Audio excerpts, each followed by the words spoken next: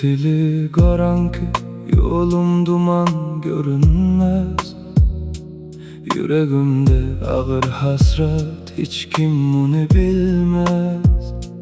Nur cemalim uzakta sen, elimi uzatsam yetmez. Adın tutup ağlayarım, gözyaşlarım hiç tükenmez. Ah nur cemal, sensiz dünya boş yali. Ece yüreğim yanıp dur her günü. Gurbet beni yuvaş, yuvaş içimden yıkar. Sizsiz geçen ömrüm bana ağır yük bolya. Gece bolya yatıp bilemo, fikrim senden dolu.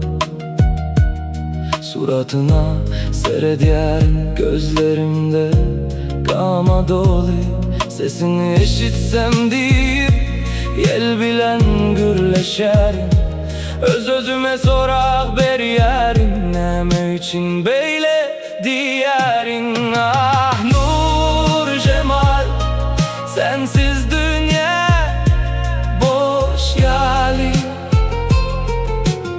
Ece yüreğim yanıp dur her günü.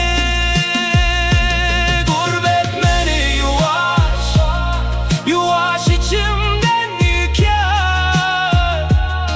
Sizsiz geçen ömrüm bana ağır yük boliyar. Yıllar geçer duyman galyan, vaktim yüzüne gelmez. Yüreğimde bir boşluk var, hiç zat onu doldurmaz. Ecemin ak saçları benim için ağardı. Men bolsa bu gurbette öz bahtımdan kalıp dünyalı.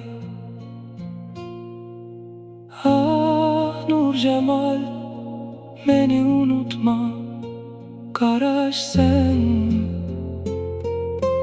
Ece benim için dua etsen, belki bir gün dolanarım ya da kalarım yolda. Gurbet beni yuvaş yuvaş yitirir bu dünyada.